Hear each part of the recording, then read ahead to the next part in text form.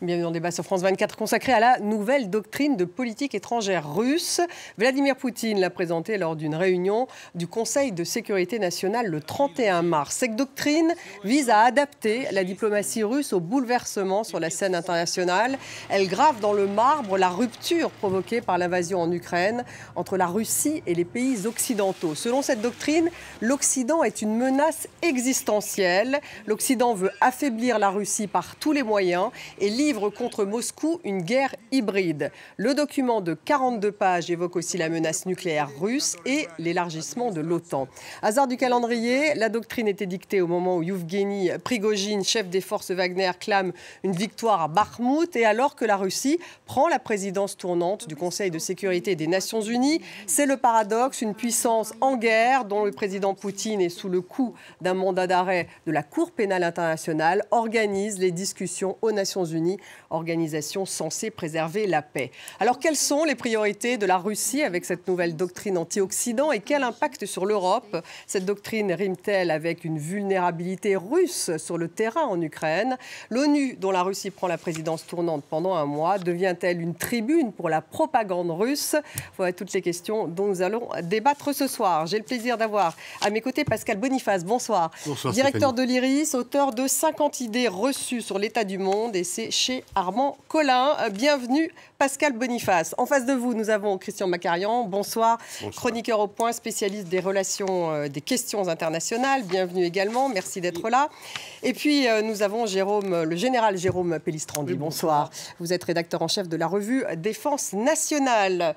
Avec nous en direct de Tbilissi, en Géorgie, Régis Janté, notre correspondant RFI France 24. Bonsoir Régis, co-auteur avec Stéphane Suan de Volodymyr Zelensky dans la tête d'un héros. Et ça, c'est chez Robert Laffont. Vous pouvez réagir tout au long de l'émission sur les réseaux sociaux, #débat F24. Et avant le débat, je vous propose de faire un point en images avec Serine Bay. Elle n'avait pas été modifiée depuis 2016. La nouvelle stratégie russe de politique étrangère a été présentée ce vendredi par Vladimir Poutine et son ministre des Affaires étrangères lors d'une réunion du Conseil de sécurité nationale. Un document de 42 pages dans lequel les pays occidentaux ne sont pas épargnés, et en particulier les États-Unis. Les États-Unis sont directement désignés comme l'instigateur principal et le chef d'orchestre de la ligne anti-russe. De façon générale, la politique de l'Occident visant à affaiblir la Russie par tous les moyens est caractérisée comme une guerre hybride d'un nouveau genre.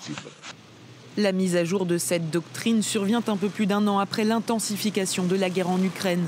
Dans ce document, les Occidentaux sont accusés de vouloir affaiblir la Russie par tous les moyens, en envoyant notamment des armes à Kiev. Les pays considérés comme des partenaires fiables par la Russie sont eux aussi évoqués dans cette nouvelle stratégie.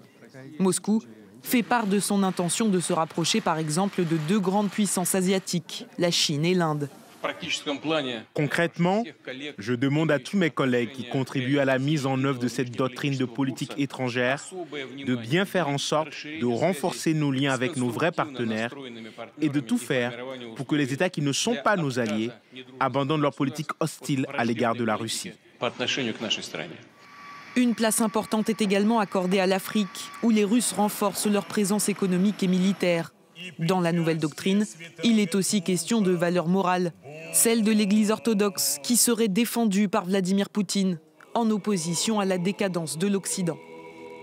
Pascal Boniface, donc l'Occident constitue la menace existentielle pour la Russie. Cette fois, c'est écrit noir sur blanc. Qu'est-ce que ça change d'un point de vue politique ? Alors, pas grand-chose par rapport à la situation qui existait, puisque l'Occident est indirectement en guerre contre la Russie, puisqu'en fonction du principe de légitime défense, l'Occident aide indirectement ou directement militairement l'Ukraine à se défendre. Donc en fait, les relations entre l'Occident et la Russie sont coupées. Elles étaient mauvaises avant le 24 février, elles sont coupées depuis le 24 février 2022, le début de l'offensive russe en Ukraine. Poutine renverse un peu la charge de la preuve, il dit que lui ne fait que se défendre, que c'est l'Occident qui l'attaque, et c'est un discours qui peut fonctionner devant deux publics, le public de l'opinion publique russe, qui effectivement se dit qu'il y a une guerre, qu'il y a des menaces, etc. Et puis, dans le reste du monde, le public de tous ceux qui refusent la domination occidentale, parce que dans le passé, elle leur a coûté cher, parce qu'ils estiment que ce n'est plus le moment. Alors je ne suis pas sûr que l'Inde et la Chine soient sur le même plan, mais en Afrique, il y a aussi des pays qui peuvent être séduits par cela. Et donc en fait, Poutine codifie ce qui existait déjà auparavant. On n'a plus de relations économiques, politiques, stratégiques avec la Russie, et il désigne l'Occident comme une menace existentielle pour solidifier son soutien national. Général, donc qu'est-ce que ça donne d'un point de vue militaire ? Comme le disait Pascal Boniface, ça ne fait qu'entériner sur le plan militaire. De toute façon, la rupture, elle était déjà, je dirais, même avant le 24 février 2022. Donc, en fait, on a la confrontation de deux blocs militaires. On a d'un côté l'OTAN, alors je dirais l'OTAN / Union européenne, parce que là, c'est aussi quelque chose qui est important. Et puis, de l'autre côté... Avec la Finlande qui entre dans l'OTAN demain. Exactement. Bon, et puis on a la Russie qui essaye de fédérer autour d'elle un certain nombre d'autres puissances militaires. On le voit peut-être avec l'Iran qui devient fournisseur d'armes. Mais là encore, sur le plan militaire, de toute façon, ça ne fait que entériner cet état de fait.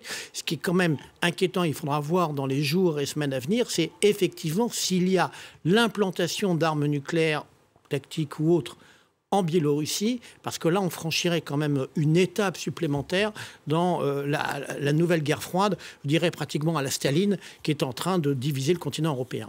Cette doctrine met en avant les valeurs traditionnelles de l'Église orthodoxe, Christian Macarian. Est-ce qu'il se présente, Poutine, comme le champion de ces valeurs traditionnelles ? Oui, bien entendu. Et il l'entérine dans cette doctrine ? Non seulement il se présente de cette façon, mais il entraîne l'Église dans un siège politique, au passage absolument ravageur, pour l'Église de Russie, ces dizaines de diocèses qu'elle occupait en Ukraine et ces centaines et centaines de paroisses qu'elle va perdre.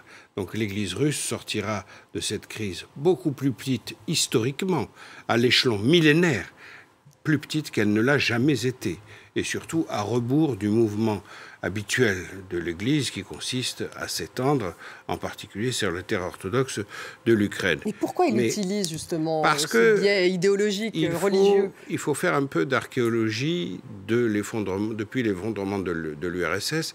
L'Église a été dans un premier temps sous le régime de Yeltsin un sas de décontamination extrêmement pratique pour l'ex-élite communiste. C'est-à-dire qu'on avait été dirigeant communiste comme le patriarche Kirill a été agent du KGB, avec un nom de code Mikhailov qui a été révélé par François Stom, ce qui est très clair. Mais on devenait d'un coup orthodoxe et on s'exonérait de tout son passé communiste au nom de la gloire, de l'orthodoxie, du patriotisme russe, puisqu'il y a une sorte de superposition entre le sentiment national patriotique russe et le sentiment religieux. Le fait d'être orthodoxe est définitivement lié à l'identité russe. Alors là-dessus, Poutine ne fait que poursuivre, mais il creuse le sillon de façon beaucoup plus profonde et au fond extrêmement dramatique, parce que là, l'Église a précédé le document de la politique étrangère dont vous faisiez état, puisque dès l'année dernière, le mois de mars de l'année dernière, le patriarche Kirill a parlé de menaces métaphysiques. Menace métaphysique. Au sujet de l'Occident. Donc, vous voyez, ça prépare menace existentielle, menace métaphysique. Régis, à Tbilissi, justement, ce discours anti-occidental, quelle est la réaction sur place ? Et est-ce qu'on a l'impression que la rupture, qu'il y a une vraie rupture aujourd'hui en Europe et que quelque part, on ne peut pas revenir en arrière ? Non, effectivement, la région, si j'ose dire, pas seulement la Géorgie, mais l'ancien espace soviétique, le Caucase, l'Asie centrale, etc., est en train de bien comprendre cela, en effet, qu'on est passé en quelque sorte à des degrés supplémentaires dans cette rupture, même si on l'avait très bien senti ici, par exemple, d'où je vous parle, en Géorgie en 2008, puisque chacun comprenait que cette guerre, à l'époque, n'était pas une guerre de la Russie contre la petite Géorgie, mais que c'était une guerre par procuration contre l'Occident déjà, contre l'OTAN, contre la reconnaissance du Kosovo à l'époque. Ça avait été une des étapes très importantes qui avait conduit au conflit d'août 2008. Donc voilà, on sent qu'on est en train de monter dans la gradation, que cette doctrine ne vient finalement qu'entériner, un peu comme ça vient d'être dit, même si il y a des glissements un peu, assez inquiétants dans le texte de cette doctrine. Mais voilà, c'est quelque chose qu'on avait assez bien vu venir tenir ces dernières années. Pascal Boniface, est-ce que ça veut dire que c'est la fin définitive du dialogue de la Russie avec l'Europe et les États-Unis? Non, parce que le dialogue va reprendre un jour ou l'autre. Il n'a pas tout à fait cessé, notamment sur le nucléaire. Il y a quand même des contacts. On n'a pas coupé les relations diplomatiques. Il y a toujours un ambassadeur russe à Paris, un ambassadeur de France à Moscou, et pareil pour les États-Unis et tous les pays de l'OTAN. Donc non, on est dans un conflit indirect, puisque très concrètement, nous aidons l'Ukraine à résister contre l'intervention, contre l'agression russe, mais on n'est pas en guerre directement avec la Russie et on garde des relations. Mais effectivement... Mais qu'est-ce que ça veut dire pour la sécurité en Europe? C'est terminé, en fait, d'inclure la Russie dans un concept de sécurité européen? Ça, il est clair. Alors, les Russes disent qu'on ne les a jamais inclus, et c'est pour cela qu'ils sont en guerre. Mais en tous les cas, il est certain que là, on ne parle plus d'architecture européenne de sécurité dans laquelle les Russes seraient partie prenante. Il y a de nouveau une coupure totale, et la Russie est en train de se sibériser, puisqu'elle est rejetée du côté asiatique et elle a coupé les ponts avec l'Europe. L'Europe a coupé les ponts avec la Russie, et jamais les relations, disons, il faut peut-être remonter à la guerre froide et à Staline pour avoir un niveau aussi faible de relations politiques entre Moscou comme centre de pouvoir et les pays de l'Union européenne, les pays européens et les pays occidentaux en général. Donc c'est ça, en fait, c'est la Russie qui s'isole vraiment de l'Europe et des États-Unis?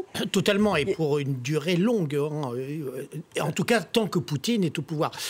Tant que Poutine est au pouvoir, vraiment? Ou est-ce que malgré même, si Poutine n'était plus au pouvoir, ça changerait? Alors après, il faudra voir quelle serait la nature de celui qui remplacerait Poutine. Mais il est clair aujourd'hui qu'on n'est pas prêt de revoir une poignée de main entre un dirigeant européen, que ce soit le président Macron, le chancelier allemand, le président des États-Unis, avec Vladimir Poutine. Ou alors il faudrait vraiment qu'il y ait une conférence majeure, un nouveau Versailles en quelque sorte, ou un nouveau congrès de Vienne. Mais en tout état de cause, la rupture, elle est durable. Alors il n'y a qu'un seul domaine, et ça c'est assez étonnant, où il y a encore une coopération qui existe, c'est le domaine, on l'évoquait à l'instant avec Artemis, le spatial, puisque les Russes sont dans la station spatiale, mais ils savent en fait que si ils abandonnent la station spatiale internationale, leur astronautique qui est la fierté, en fait, c'est ce qui leur reste de l'époque glorieuse de l'Union soviétique, s'effondrerait en espace de 1 an. Ils perdraient... Ils ne peuvent pas partir tout seuls, en fait. Ils n'ont quand même pas les moyens.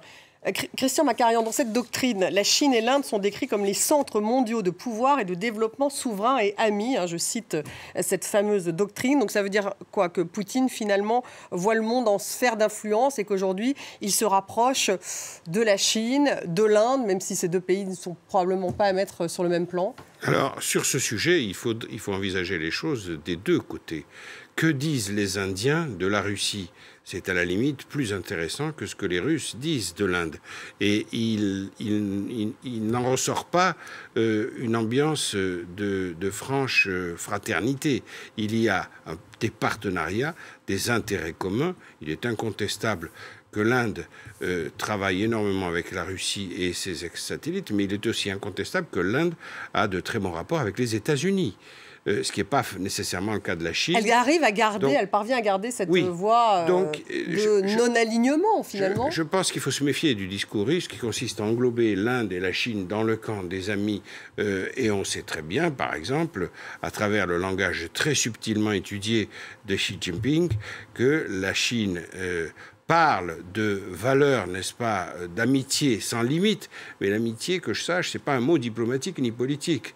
Donc on mélange le sentimental, si je peux dire, et le politique stricto sensu. Sur le plan stricto sensu, la Chine fait très attention à ne pas sortir du marché global tel que les États-Unis l'ont dessiné avec la Chine comme partenaire.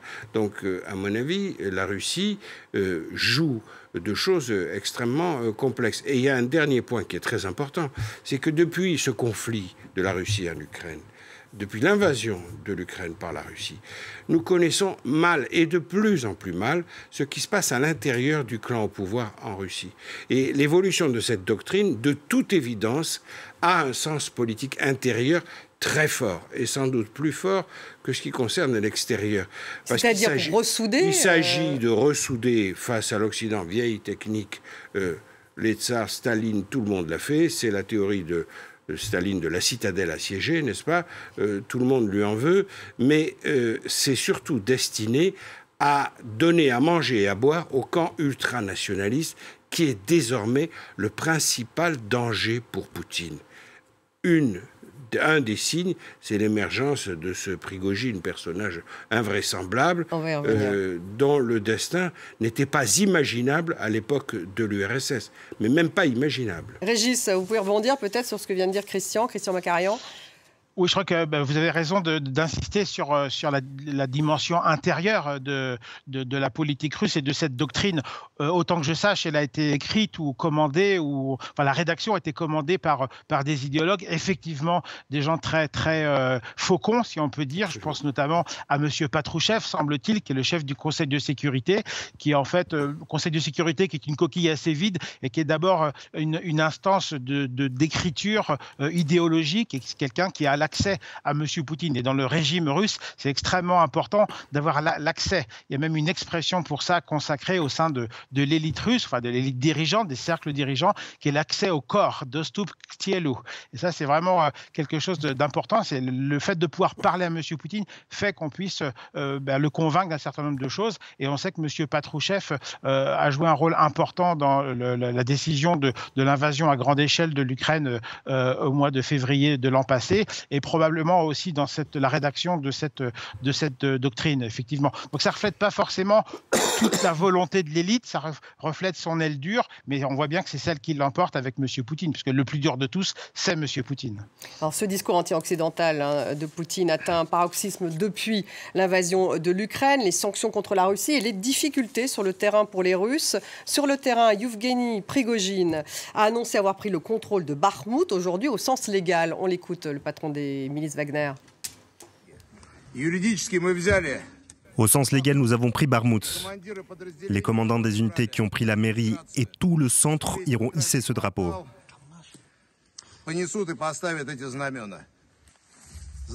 C'est le drapeau de l'entreprise militaire privée Wagner. Voici les gars qui ont pris Bakhmout. Au sens légal, Bakhmout a été capturé. L'ennemi est concentré dans les zones ouest. Nous sommes le 2 avril à 23 h. Bon, hasard du calendrier, ça a été annoncé aujourd'hui par Yevgeny Prigojine, Pascal Boniface, et pas du tout confirmé par le ministère de la Défense russe. Et tout cela au lendemain d'un attentat qui a eu lieu donc hier à Saint-Pétersbourg, dans lequel il y a eu un mort, qui est un blogueur militaire russe, fervent défenseur justement de l'invasion russe en Ukraine. Tout ça est quand même une coïncidence assez étonnante. Oui, effectivement, et ça cache d'autres choses. Ça cache quoi, justement ? Quand il dit de façon légale, nous tenons Bakhmout, non, pas de façon légale, puisque l'acquisition de territoire par la force est quand même interdite. Alors, il peut dire que factuellement, il contrôle Bakhmout, les Ukrainiens le nient, mais en fait, là, le nombre de morts pour Bakhmout, ça fait quand même 8 mois que les Russes essayent de dominer, de conquérir toute la ville. On ne connaît pas exactement le nombre de morts parce qu'il est secret, mais on sait qu'il est élevé et que ça chiffre en dizaines de milliers. 175 160 Russes tués au combat depuis le début de l'invasion, ça sont les chiffres ukrainiens. Les autorités ukrainiennes le disent. Voilà. Alors on parle entre 200 000 Russes tués ou blessés depuis le début de la guerre, pas seulement à Bakhmout, mais sur l'ensemble du conflit. Entre 100 et 200 000 côté ukrainien, là aussi on ne sait pas trop. Mais en fait, pour l'instant, on attend. Alors oui, l'assassinat de ce blogueur, est-ce que c'est un joli coup ukrainien ou est-ce que ce sont des règlements de compte internes au système russe, dans la mesure où Prigojine a pris beaucoup d'espace, beaucoup de liberté, qu'il a mis en cause le ministre de la Défense, qu'il a mis en cause le chef d'état-major des armées, ce qui ne se fait pas trop normalement en période de guerre, effectivement. Donc là, peut-être qu'on saura un jour, enfin tout ça est très nébuleux, mais en fait, Bakhmout n'est pas important. Ce qui va être important, c'est l'offensive ukrainienne qui se prépare, et est-ce qu'elle va permettre une réelle percée. Les Ukrainiens ont dévoilé un plan de ce qu'ils feront de la Crimée une fois qu'ils l'ont reconquise. Faudrait peut-être d'abord la reconquérir. Il reparle de la Crimée d'ailleurs comme un des objectifs à reconquérir. Bien sûr. Mais donc là, est-ce que cette offensive ukrainienne sera un franc succès et va permettre de reconquérir l'essentiel des territoires perdus, ou est-ce qu'elle sera un demi-succès à partir duquel il faudra peut-être commencer à réfléchir au cessez-le-feu. Mais donc Bakhmout, ce n'est pas militairement la chose la plus importante, c'est l'étendue de la contre-offensive ukrainienne dont on dit qu'elle se prépare depuis déjà assez longtemps. Et pour l'instant, on ne sait pas quelle sera son efficacité par rapport aux troupes russes. Général, vous êtes d'accord? Est-ce que le fait qu'il y ait autant de morts, parce qu'on parle de 175 000 morts russes, c'est quand même énorme, est-ce que finalement ça renforce la nécessité pour Poutine d'avoir une doctrine claire? Mais c'est en fait catastrophique, les chiffres. Alors selon les renseignements britanniques, comme le disait Pascal Boniface, on tournerait autour de 200 000. Bon, tués, prisonniers, blessés, déserteurs, ce qui est colossal. C'est-à-dire que l'armée russe, en fait, elle est, on va dire, saignée à blanc. Hein, et il lui faut retrouver des capacités de manœuvre à travers donc la mobilisation du mois de septembre, l'appel du contingent qui est plus ou moins mobilisé. Et la problématique, c'est qu'il faut qu'il trouve des ressources. En plus, la difficulté, c'est il a aussi des problèmes de munitions. Hein. Les Ukrainiens en ont, mais les Russes en ont également. Et on voit également qu'il a des problèmes d'armement au point qu'on a des images montrant des chars T-55, c'est-à-dire vraiment les chars de la guerre froide, qui seraient remis en service. Donc on est vraiment dans un affrontement terrible, Bakhmout n'étant que, en fait, étant devenu symbolique, mais ne représentant aucun intérêt militaire. D'ailleurs, en revanche, les pertes humaines sont très fortes, les russes et ukrainiennes bien aussi. Sûr. Mais en fait, les Ukrainiens ont tout intérêt à éreinter l'armée russe à Bakhmout parce qu'ils sont en position défensive dans des ruines. Et quand vous êtes en position défensive dans des ruines, vous causez beaucoup de dégâts à ceux qui essayent de vous attaquer. Et Christian, vous parliez justement de dissension au sein des clans russes. Est-ce que le fait que Yevgeny Prigojine aujourd'hui dise qu'il a pris Bakhmout et que derrière le ministère de la Défense russe ne le confirme pas, et qu'en plus ils affirment donc que les Ukrainiens sont à l'origine de cet attentat d'hier, mais on se dit qu'il y aurait peut-être, que ça serait peut-être des Russes. Enfin, est-ce que tout ça révèle les divergences au sein du clan russe? Essayons de ne pas trop spéculer parce qu'on manque cruellement d'informations. Mais l'émergence du personnage de Prigojine, évidemment, n'a pu, grand 1, dans un premier temps, n'être possible que grâce à une autorisation implicite de Vladimir Poutine. Et 2, à mon humble avis, sa carrière s'arrêtera le jour où il cessera de servir la cause de Vladimir Poutine, à moins que Vladimir Poutine passe à la trappe avant lui en étant mis à l'écart. Ça, ce sont des spéculations. Mais Prigojine est le symptôme du dysfonctionnement du système militaire russe. Parce que pour l'armée russe, c'est une humiliation de voir un individu de cet acabit, avec un passé de proxénète, d'assassin. C'est quand même... et puis, pour le civil, de cuisinier, vous imaginez, pour un général comme le général Gerasimov, ce que ça peut signifier. Il joue aussi une partie interne en plantant son drapeau sur l'hôtel de ville de Bakhmout.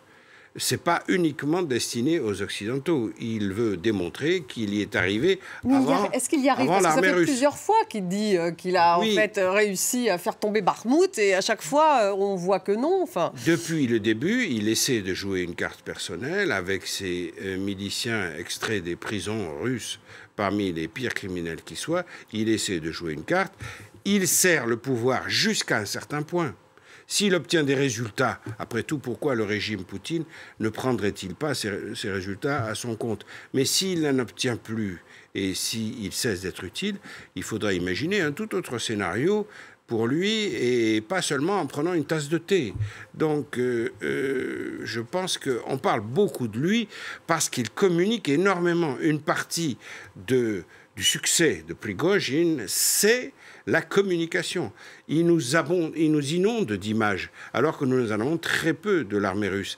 Là-dessus, il a pris une longueur d'avance sur tout le système politique étatique russe. Il faut se méfier du poids qu'il a pris par rapport au système militaire global russe. Et enfin, dernier point, et ça, je crois que c'est très important, les Russes ont découvert, certes, le décalage incroyable entre les buts politiques et les objectifs militaires, mais aujourd'hui, les Occidentaux se posent maintenant la même question, ou plutôt la même question se pose à eux. Où est-ce qu'on va avec tout ça? Il est évident que Poutine a déposé maintenant une ligne très claire, c'est l'annexion qu'il a faite des 4 oblasts, Donetsk, Lugansk, Zaporizhia et Kherson, c'est pour lui la ligne qu'il entend conserver pour la suite. Mais tant que la clarté militaire ne s'est pas faite, il ne peut pas y avoir de négociations diplomatiques. Et ça, c'est absolument catastrophique pour le peuple ukrainien, y compris pour le peuple russe, mais pour l'ensemble du monde entier. Et là, je crois qu'il faut essayer de sortir de cette spirale. Régis, juste pour rebondir sur cet attentat qui a eu lieu hier, donc il faut rappeler que le bar où a eu lieu l'attentat à Saint-Pétersbourg, c'était un bar qui appartient à Yevgeny Prigojine. Donc il y a tout de même des liens, que le blogueur est un extrémiste en quelque sorte, en tout cas quelqu'un qui soutenait, oui, c'est un nationaliste extrémiste. Il est le seul d'ailleurs à avoir été tué dans le cadre de cet attentat, donc un attentat presque pas chirurgical, mais enfin, en tout cas qui avait bien sa cible. Et aujourd'hui a été arrêtée Daria Trepova, qui est une ressortissante russe, elle proche de Navalny. Navalny donc qui est toujours en prison. Qu'est-ce qu'on peut comprendre ? Alors on a beaucoup d'informations qui viennent dans tous les sens et ça reste, il convient vraiment d'être prudent pour le moment. Ce qu'on sait de ce blogueur, c'est qu'il est devenu assez important comme un certain nombre d'autres blogueurs, ou sont plutôt des gens qui sont présents sur les chaînes Telegram, à vrai dire, des blogueurs militaires, et qui ont pris une certaine importance ces derniers mois, précisément lorsque la Russie a constaté les défaillances de son armée sur le front ukrainien.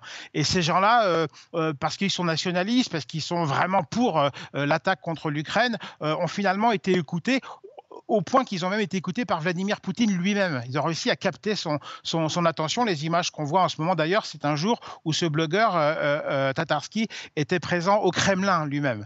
Et donc, ce sont des gens qui ont pu, tout en étant couverts par le pouvoir politique russe, critiquer l'armée russe. Et en fait, ils sont plus proches, notamment ce Tatarsky, est plutôt proche de Prigojine en réalité. Donc, c'est pourquoi Prigojine, probablement, a expliqué hier que les auteurs de cet attentat ne sont pas cherchés en Ukraine, mais en Russie. Donc, autrement dit, Prigojine est allé pointer du doigt l'armée russe ou le GRU, les renseignements militaires, ou peut-être le FSB. Donc, ça fait partie de ces guerres internes. Et effectivement, il serait bien difficile de savoir à l'heure qu'il est, et si tant est qu'on puisse l'apprendre dans les temps qui viennent, qui a pu perpétrer cet attentat contre ce blogueur. Mais on voit bien qu'on est au cœur des luttes internes qui ne menacent pas le système, à vrai dire. C'est-à-dire que c'est aussi Poutine qui a créé ce système de concurrence, d'accès aux ressources, et il fait jouer les uns contre les autres, en partie pour protéger son pouvoir, mais ça ne le menace pas véritablement. Et c'est ce qu'on a pu découvrir avec une conversation qui a été captée, enregistrée et diffusée récemment entre deux personnes de l'élite russe, quelqu'un qui est un producteur de télévision très puissant et un milliardaire. Et dans leur conversation, on s'aperçoit qu'ils détestent Poutine, ils sont insultants à son égard, ils disent que cette guerre, c'est vraiment quelque chose qui est très mauvais pour eux, mais puisqu'elle existe, eh ben, faisons des affaires, notamment participons par exemple à la reconstruction de l'Ukraine. Donc on sent des gens qui ont peur, qui sont incapables de s'opposer à la guerre et au pouvoir de Poutine, qui sont contre et en même temps qui fonctionnent dans le système et qui fonctionnent comme s'ils supportaient cette guerre en réalité. Ce qui montre que cette élite n'est pas prête de s'effondrer probablement. Et Christian, vous vouliez répondre. Poutine décore à titre posthume, on vient de l'apprendre, le fameux blogueur militaire tué dans l'attentat. Eh bien, je songe, sans aucune preuve, mais de façon intuitive, à un autre attentat qui a mis fin à la vie de la fille d'un idéologue du Kremlin. Voilà, je crois que Régis Jante, que je vois opiner du chef, voit très bien de quoi je veux parler, à savoir la fille de Douguine, qui était un des idéologues les plus engagés à droite de la droite nationaliste, qui était un petit peu en disgrâce par rapport à Poutine, mais cet attentat a eu lieu en pleine rue, juste après la tenue d'un meeting. Il semble que c'était Douguine qui a été visé par les poseurs de bombes, mais c'est sa fille qui a été tuée. C'est absolument atroce sous les yeux de son père. Donc, et ça, les commanditaires non plus. Non, mais ça se passe à l'intérieur de la famille idéologique russe. Enfin, c'est évident, on n'en sait pas plus, mais il y a des règlements de compte de ce type-là. Il y a une très forte tension qu'il ne faut jamais perdre de vue pour comprendre comment Poutine gère son affaire, et notamment le document de politique étrangère, à mon avis, définissant les Occidentaux comme une menace existentielle. Ça fait partie du type de réponse que le régime aux abois essaie d'apporter pour satisfaire le clan des ultranationalistes, décidément très puissants et renforcés par la défaite militaire. Pascal Boniface, oui. Alors oui, effectivement, les ultra-nationalistes sont très puissants et effectivement, le fait de ne pas gagner la guerre, de subir des revers, vient les radicaliser encore un peu plus. Ça, c'est très clair. Et en même temps, enfin, c'est pas uniquement pour eux que Poutine désigne l'Occident, c'est qu'il veut aussi convaincre, disons, la masse russe. Et c'est vrai que lorsqu'il y a des déclarations, pour le moins, à mon sens, maladroites, du Premier ministre polonais disant qu'il faut démembrer la Russie, eh bien, ça c'est vraiment abondé le discours de Poutine. Et donc, ça alimente la propagande, en fait. C'est complètement, parce que lorsque Lech Walesa dit on sera en paix lorsque la Russie n'aura plus que 50 millions d'habitants, ils sont 140 pour le moment. Donc, je ne sais pas où se trouvent les 90 qui devront manquer. Ça ne peut qu'alimenter. En plus, je ne suis pas sûr qu'une Russie démembrée soit un gage de sécurité pour l'avenir du continent européen. Et donc, c'est aussi aux Occidentaux de dire que le but, c'est de libérer les territoires ukrainiens qui ont été pris. Et peut-être qu'on devrait aussi clarifier notre propre position par rapport à est-ce que c'est 2014 ou 2022 ce qui doit être reconquis. Oui, comment les Occidentaux peuvent répondre justement à une telle doctrine générale, ce que vient de dire, pour rebondir sur ce que vient de dire Pascal, est-ce qu'il faut une clarification? Alors, bien sûr, il faut cette clarification sur les buts de guerre du côté ukrainien. Mais bon, les Européens disent que c'est la problématique des Ukrainiens. Une chose est sûre, c'est que... Ça nous concerne. C'est la leur. Exactement. Il y a une chose qui est sûre, c'est que c'est très intéressant d'observer que, on va dire, les grands pays occidentaux, c'est-à-dire, je pense à Washington, la France, le Royaume-Uni, n'ont jamais parlé, y compris depuis le début de la guerre, de changement de régime. On est très prudent là-dessus, c'est-à-dire que... or que, effectivement, comme le disait Pascal, certains dirigeants, on va dire, de l'Est de l'Europe, eux, seraient très extrémistes de ce côté-là. Donc, il ne faut surtout pas mettre... Il y a une Europe de l'Est et une Europe de l'Ouest. Oui, il ne faut pas mettre de l'huile sur le feu en disant il faut aller jusqu'au changement de régime. Il faut donner les moyens aux Ukrainiens de renverser la situation militaire pour arriver à un moment à l'étape de négociation. Maintenant, effectivement, on le voit avec la Finlande qui, donc, demain, va intégrer l'OTAN. La Suède qui le souhaite aussi. Voilà, et quand on voit les déclarations de l'ambassadeur russe à Stockholm ou à Helsinki disant la Suède et la Finlande deviennent des cibles légitimes, c'est sûr que tout ça rajoute de l'huile sur le feu, et on va voir dans les semaines et mois à venir. En fait, tout va dépendre, comme le disait Pascal, de la contre-offensive. Cette contre-offensive. Vous êtes d'accord, Régis? Tout va dépendre en fait de cette contre-offensive ukrainienne. Parce que est-ce que justement, lorsqu'on est à Tbilissi, on voudrait qu'il y ait une clarification peut-être des buts côté occidental? La Géorgie est dans une époque assez compliquée. Elle est sous pression de la Russie, en tout cas son leadership, sa direction, qui se sent obligée, on va dire, de suivre une politique quasiment de réintégration de la Géorgie sous le giron russe. Donc la problématique est un peu différente, mais effectivement, si on réfléchit, on parle de la population ou des élites géorgiennes, des gens qui sont spécialisés en politique. Effectivement, on regarde évidemment le sort de ce qui se passe en Ukraine, de l'Ukraine, de cette contre-offensive dont il est bien difficile de dire pour l'heure ce qu'il en sera. Je crois que le nombre de tanks promis par les Occidentaux à l'Ukraine est finalement assez peu élevé pour le moment. Ils vont arriver de manière assez échelonnée. Donc personne ne peut dire à cette heure ce que ça donnera. Ce que je perçois en lisant en permanence les réseaux sociaux et la presse russe, c'est une inquiétude russe, effectivement, avec de son côté une grande difficulté à mobiliser parce que la mobilisation est impopulaire. Donc, en permanence, je disais ça encore toute la journée aujourd'hui, on a des officiels russes dans les régions, par exemple, qui disent non, il n'est pas question de deuxième mobilisation. Donc, on essaie de passer par une mobilisation qui passe par des contrats, c'est-à-dire qu'on offre de l'argent, un forfait, parfois un salaire mensuel assez élevé lorsqu'on le peut, ça dépend des régions, pour avoir suffisamment d'hommes sur le front pour contrer éventuellement une offensive ukrainienne et reprendre l'offensive. Mais on voit bien que des deux côtés, pour le moment, il y a beaucoup de questions et personne, je crois, est en mesure d'apporter des réponses à cette heure. Hasard du calendrier, en tout cas au moment de l'édiction de cette fameuse doctrine de politique étrangère, la Russie prend la présidence tournante du Conseil de sécurité de l'ONU tout au long donc, du mois d'avril. Le paradoxe, bien sûr, c'est que Poutine est sous le coup d'un mandat d'arrêt émis donc, par la Cour pénale internationale de crimes de guerre avec enlèvement d'enfants. C'est une gifle au visage de la communauté internationale, a déploré sur Twitter le ministre ukrainien des Affaires étrangères Kouleba. Un poisson d'avril, on dit les pays baltes. Les États-Unis craignent que la Russie n'utilise finalement les Nations Unies pour propager de la désinformation. On va écouter Linda Thomas-Greenfield, qui est ambassadrice américaine à l'ONU.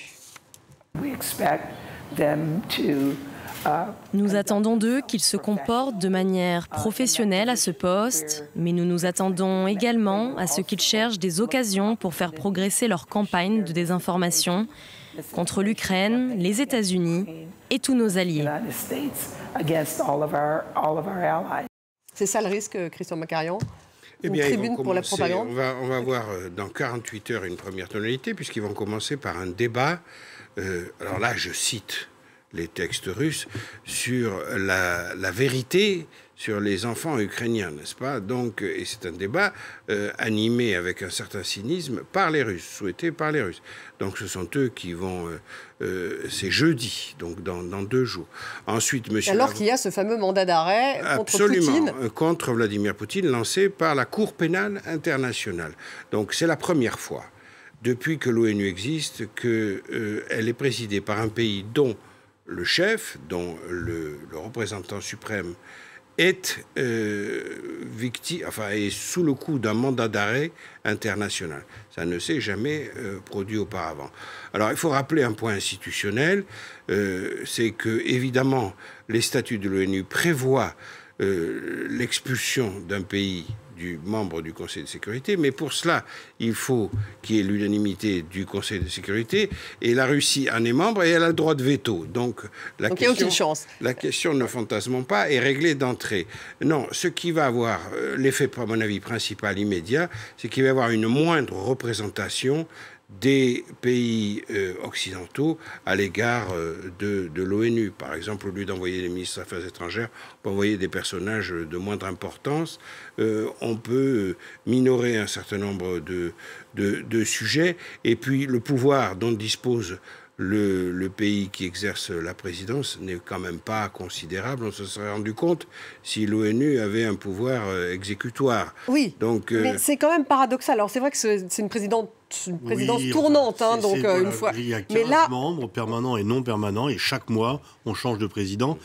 Le vrai pouvoir de la Russie, c'est son droit de veto. C'est pas sa présidence provisoire du Conseil de sécurité. Globalement, ça ne change pas.